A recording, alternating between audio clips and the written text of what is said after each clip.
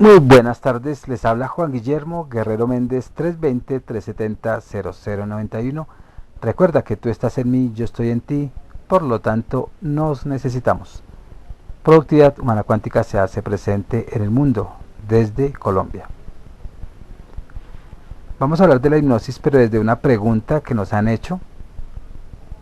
David, alguien que está investigando, es un investigador sobre todo esto de la conciencia que se nos está despertando y nos está ayudando a ser mejores. Y la pregunta es que si la autohipnosis es pecado, pero tenemos que hablar de hipnosis. Ya hablamos del pecado, ahora hablemos de la hipnosis para poder cuadrar la respuesta. La hipnosis como tal aparece en el siglo XVIII.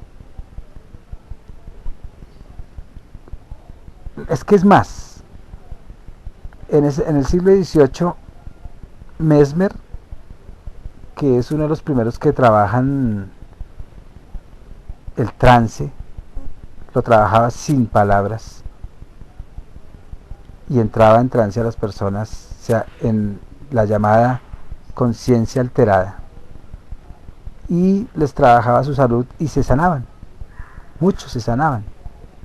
Él lo llamaba magnetismo animal y decía que era un fluido que él tenía y que equilibraba el otro fluido de la persona a través de unas conexiones, a través de esa comunicación que tenían ellos.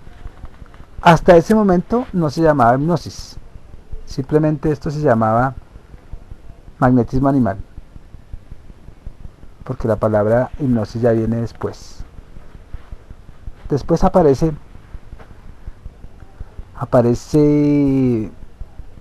Charcot. Hay otro señor que no me acuerdo el que acuña el nombre. Bueno, en este tiempo Mesmer fue ridiculizado. Él es alemán, lo ridiculizan, pierde fuerza, se va a Francia, pierde fuerza, pero hizo su aporte para la técnica terapéutica de hipnosis hoy en día. Todos han hecho su aporte. O sea que si uno dice en la antigüedad hipnotizaban, los chamanes hipnotizaban, pues en términos de hipnosis sí, pero la palabra hipnosis no existía. Entonces por eso es que la ciencia después del siglo XVIII, que empiezan el siglo XVIII, siglo XIX, cuando ya la ciencia empieza a tener su método científico y toda esa cosa, ellos ya hablan es de hipnosis como ciencia y dicen que no, antes nunca existía, antes del siglo XVIII no existía la hipnosis, y es verdad, el término no existía. O sea, como término, eso nunca existía sino después de que lo acuñaron. Pero si va uno a los egipcios y a otras culturas anteriores a los egipcios, a una cultura griega antigua y más allá, pues habían templos del sueño, donde hacían, entre comillas, una hipnosis y sanaban también a las personas. Entonces, ¿qué fue lo que se hizo? Templos del sueño. Entonces tenía que ver también con sus cultos y con su religión y con su casta sacerdotal. Pues ellos eran los que tenían el derecho a hacer esto. Sueño en la antigüedad, sueño posiblemente o brujería en la Edad Media, y ya en la Edad Moderna, que va hasta el siglo XVIII, y después sigue la contemporánea, pues ya la ciencia o algún más bien catedrático ya no dice sueño sino himno. Himno, ¿qué quiere decir? Sueño. O sea que en últimas lo único que hacen es cambiar el nombre de un idioma a otro. Y desde este punto de vista la hipnosis sí existe entonces desde anterior. desde siglos anteriores,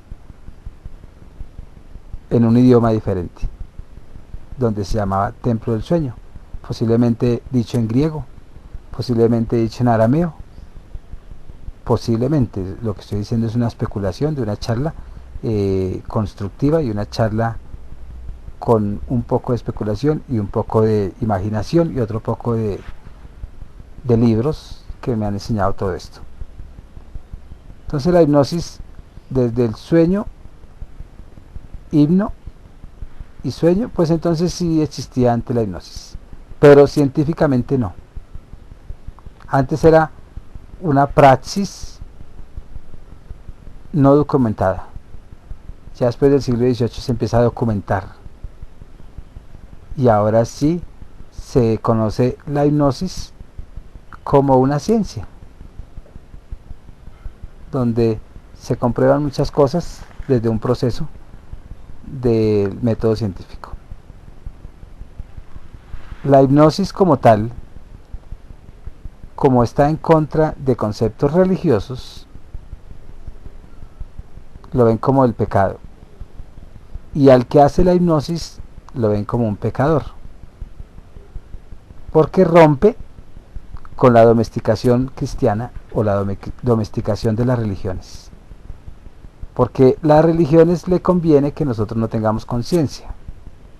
¿Por qué les conviene que no tengamos conciencia? Porque se acabaría el negocio de la religión, y el dominio, más que el negocio, el dominio de conciencias bajo un yugo de unas doctrinas. Puede ser la cristiana, puede ser la musulmana, puede ser la judía, etcétera, etcétera. Porque todas las religiones domestican, todas. Y nos hacen perder la capacidad del pensamiento, la capacidad de discernir y la capacidad de buscar más allá, que es una facultad propia de los hombres. Y si Dios nos hizo así es porque nos permite explorar y cada vez saber más la verdad. Entonces, la hipnosis, para todos los que estén metidos en religión, es un pecado, porque estamos agrediendo normas de Dios. Y las normas de Dios son las que están escritas, supuestamente dictadas por un Dios. Que hoy en día el Dios es un extraterrestre. Es alguien que tiene tanta tecnología, tanto conocimiento, y puede ser de cuerpo sutil o cuerpo pesado. Entonces, en últimas, todo lo que estamos aprendiendo de autocontrol, autohipnosis, filosofía de la motivación, conocer el más allá de aquí, este planeta, para la religión todo eso es pecado. Porque dicen ellos que nosotros no podemos actuar como Dios desde el conocimiento, porque el único que tiene derecho a hacer eso es Dios.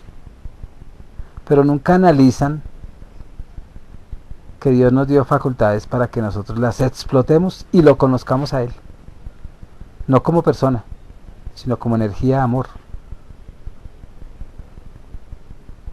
Y todos los que estén atados a una religión jamás van a aceptar la hipnosis como una facultad que nos da Dios, amor. Es una energía para nosotros conocernos y conocer al mundo, al universo, porque nos abre la conciencia y nos permite utilizar la hipnosis para también sanación. Y ellos sí no aceptan que en los cultos que hacen hay hipnosis. Por eso es que el 10% se entrega ciegamente, porque la hipnosis, según como uno la dirija, puede estar dominando mentalidades. Les están metiendo chips y esos chips crean miedo. Entonces, la autohipnosis, ellos no lo reconocen o la hipnosis más bien, la autohipnosis, ya uno sabiendo hipnotizar, uno hace autohipnosis, y aún todos los días estamos autohipnotizándonos.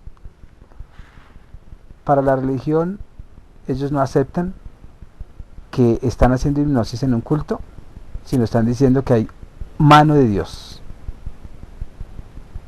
porque están sanando a través de un colectivo y en nombre de Dios. Pero si ellos estudian todos los procesos, desde el lenguaje que están utilizando en el culto, desde las expresiones que se usan en el culto, y desde la intención y desde la disposición de los que están en el culto,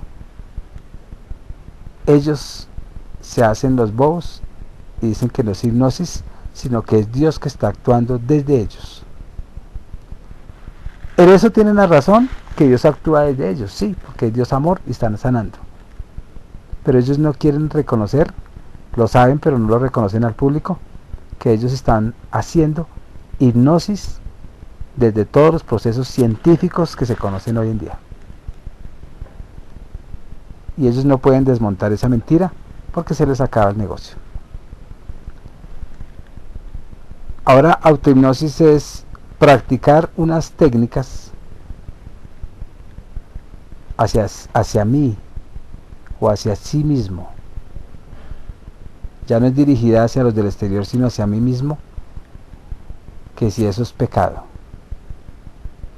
En términos religiosos, es pecado, claro que sí, en términos religiosos, porque ellos nunca van a aceptar la hipnosis como una facultad una facultad de todos los hombres para entrar en conciencia alterada, si lo queremos llamar así. Para mí no es conciencia alterada, sino más bien es de verdad tomar conciencia. La autohipnosis siempre ha estado en el Homo sapiens, porque cuando tú estás concentrado en algo, automáticamente estás hipnotizado porque estás adquiriendo conciencia de ese algo que tú estás viendo. Pasa un pajarito y uno se queda mirándolo, ahí pasaron 10 minutos y ni se dio cuenta que pasaron 10 minutos, porque estábamos hipnotizados, autohipnotizados. Y estábamos adquiriendo quizá conocimiento de ese vuelo. Y de ahí es que aprendimos de ese conocimiento, de ese vuelo, de ese pájaro, a no a inventar, sino a descubrir el avión. Entonces, el pecado es un concepto, la hipnosis es otro concepto, el auto es otro concepto, y según el punto de vista, es pecado la hipnosis, sea para otros o sea para mí mismo. Para mí y para muchos que no estamos atados a conceptos religiosos, a pesar de que yo casi fui un sacerdote, casi llego al sacerdocio, no estoy de acuerdo con muchos conceptos religiosos, no soy religioso, por lo tanto, para mí no es un pecado, porque yo no estoy bajo parámetros religiosos. O sea que si tú le preguntas a cualquier mente cerrada de un señor o señora o muchacho o muchacha o niño o niña que pertenezca a una religión, te van a dar la respuesta de pecado o no pecado de la autohipnosis, si saben qué es eso, si saben qué es autohipnosis. Hoy en día he encontrado gente abierta a la religión católica, por lo menos he tenido pacientes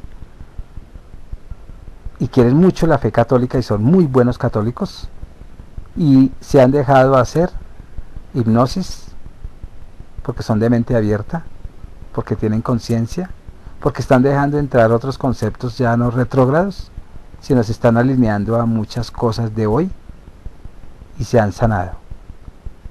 Y ellos aceptan que hay mano de Dios y que nosotros somos una herramienta, y es verdad, pero Dios como amor, no como un Dios tirano.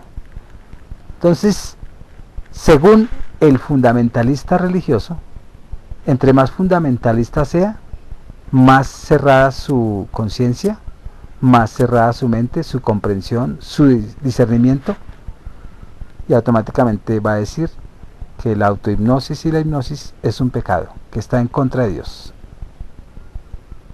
Y más si se descubre que pueden haber posibilidades de vidas pasadas, y más si se descubre que hay extraterrestres, porque se rompe con el antropocentrismo, porque el hombre cree ser el centro del universo y esto lo tumba. Y más.